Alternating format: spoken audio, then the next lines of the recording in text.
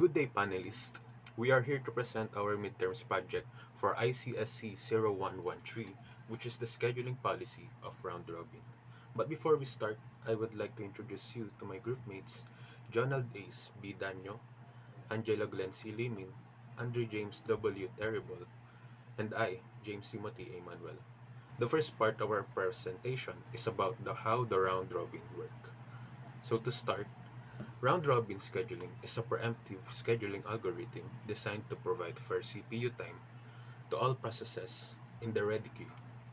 It operates using a concept called a time quantum, which is a fixed time slice allocated to each process. Which, this means that every process, regardless of its arrival time or execution length, is given an equal opportunity to run for a specific amount of time. It prioritizes processes based on their arrival time, like FIFO or first in, first out. But it will not allow any single process to exceed time set during the quantum time. Okay, so suppose you have quantum value of 4, then a burst time value 8 for P1 and 4 for P2. The quantum value will lessen the burst time of P1, making the burst time 8 minus 4. After that, the P2 will have the same process as P1, subtracting the quantum value to its burst time. So for P2, it's 4 minus 4 equals 0. So after that, P2 is gone, and we will have to process the remaining burst time of P1. So we will have 4 minus 4 equals 0. So now that we have no more burst time, we are now ready to calculate its waiting time, average waiting time, turnaround time, and average turnaround time. So later on, we will have even further discussion on how to calculate round robin. So why is this necessary for round robin? It is because it ensures that no process can monopolize the CPU, which promotes responsiveness and fairness, especially in time-sharing system, where many users or tasks are running simultaneously and avoid starvation. So now that we know about the concept of round robin, let us now have an example on how to calculate round robin, which is to be discussed by Mr. Andrew James Terrible. Good day everyone, my name is Andrew James Terrible and I will be presenting our sample computation for our scheduling algorithm, the round robin. Here we can see in the top left corner of our sample, we have values P1 to P4 with their arrival time. In P1 we have 0 arrival time, burst time of 8, P2 arrival time of 1, burst time of 4, P3 arrival time of 2, burst time of 9, and P4 arrival time of 3, burst time of 5. And we have our time slice, or the quantum, equals to 4. How do we solve the Gantt chart? Keep in mind that we always need to start with the lowest arrival time, which in this case the P1, because it starts with 0, with its arrival time of 0. Then we'll see if their burst time fits with our quantum.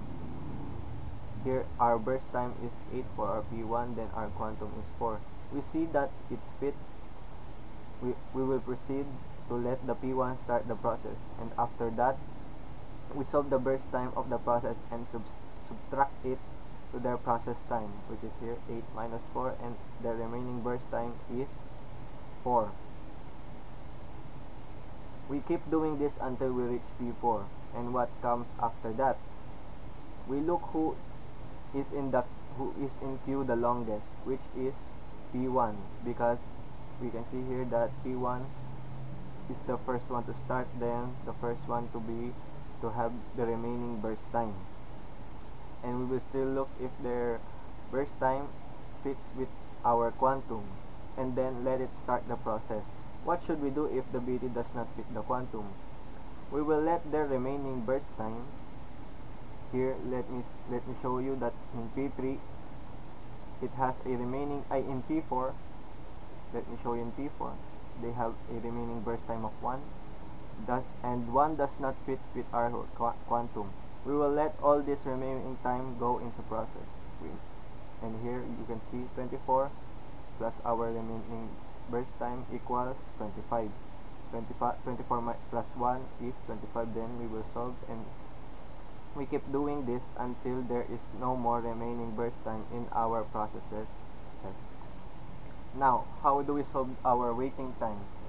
Keep in mind that our waiting time is the start time minus the arrival time for our first value. Now, you can see here P1 has 0 and arrival time of 0, which is 0 minus 0 is 0. Now, what is this second value? The second value is the next process of our value of the P1, its start time minus its end time of the previous process. So 16 minus 4 equals 12. And in P2, for the start time minus the arrival time equals 4 minus 1 equals 3. And in P3, start time of 8 minus the arrival time 2 for our first value. And then the preceding value, which is here, you can see that 20 is start time of the next process minus the end time of the previous process. 20 minus 12 is 8, and you can guess that here in the next, and its last value is 25 for the start process of the next process, and the start and the end time of the previous process. 25 minus 24 is 15. Then you add all this and get 15. The same, you do that with P4. Then in average waiting time, you add all of this up, the values of the waiting time. Then you divide it with how many values we have. Like here, we have P1 to P4, we have 4 processes, and you minus it with our average or the waiting time. Then we get this answer, 11.75 seconds. In the turnaround time, this is easy. You only need to look at their end process time, which is here, the last end process time, which is the P1. It repeated one time, so it has to process. Then its last end time is 20 minus this arrival time, and you get all of this. For example, here in 8, P2 only processed once. Then, as you can guess, subtract it from its arrival time, which is 7. And in P3, 26, we got 26 from here. The last end time, because it repeated 2 times, then minus the arrival time, and you can get all of this value if you just subtract their last end time to their arrival time. Then in average turnaround time, add all of this up. Then, as you can guess, divide it with how many processes we have, which is 4 in this case. Then we get the answer, 18.25 seconds. Now for our system overview, this is our program that uses the scheduling algorithm, the round robin, and we can see here our processes that contains Word, Roblox, Zoom, CapCut, Discord, and their arrival time and their burst time. And in this section, you can see that the computations, it will compute in our previous slide that we compute the waiting time and turnaround time of each process. So in our program, this is what we'll do in this section.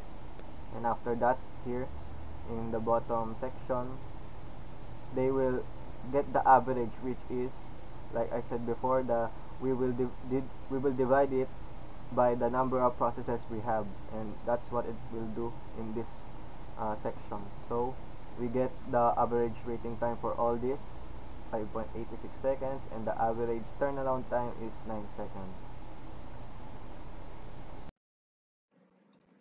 Good day.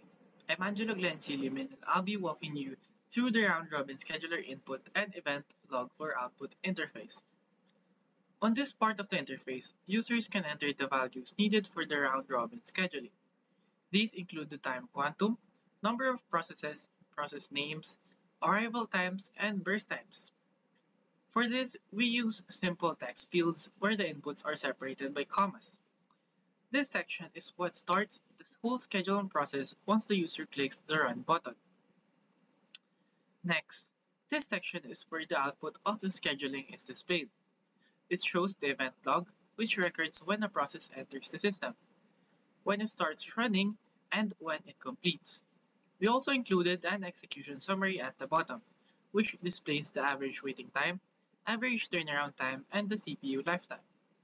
To handle longer outputs, we place everything inside a scrollable text area. Next, here we can see the full breakdown of the event log. Every step is recorded, starting from process arrival, running state, and completion. The execution summary at the bottom then combines the result by showing the average waiting time, average turnaround time, and CPU lifetime. For this part, we implemented logging inside our scheduler code and used condition checks with loops to make sure all process states were displayed correctly. Mr. Daniel will explain the remaining parts of the system. Hi, my name is Donald H. B. Daniel. I will be presenting the Gantt chart interface as well as the system calculations of our program. As you can see in the top of the form, we can see a table that lists all processes with their arrival time and burst time. We use a non-editable JTable component for this interface. On the center, we can see a Gantt chart that visually represents the execution order and the timing of processes. On the x-axis are the timing of the processes. Here we can identify the process starting time and end time. On the y-axis are the names of each process. It is organized sequentially from top to bottom. In our sample, it starts from process Chrome and ends with process Discord. In this interface, we use a JPanel component and integrated for loops, for each loops, and if-else loops. We also use timeticks methods as well as various components like a bar line that is proportional to the process segments. Let us now move on to the calculation interface. The calculation interface shows detailed calculations of waiting time, turnaround time, average waiting time, and average turnaround time for each process. It also calculates the CPU lifetime or the total burst time. We use a non-editable JText area inside the scroll pane for displaying the calculations. In order to calculate the waiting time, turnaround time, average waiting time, and average turnaround time, and also the CPU lifetime, we use a Java method partnered with if-else loops and for each loops. That's it for our presentation. Thank you for your attention, Mom Step. God bless.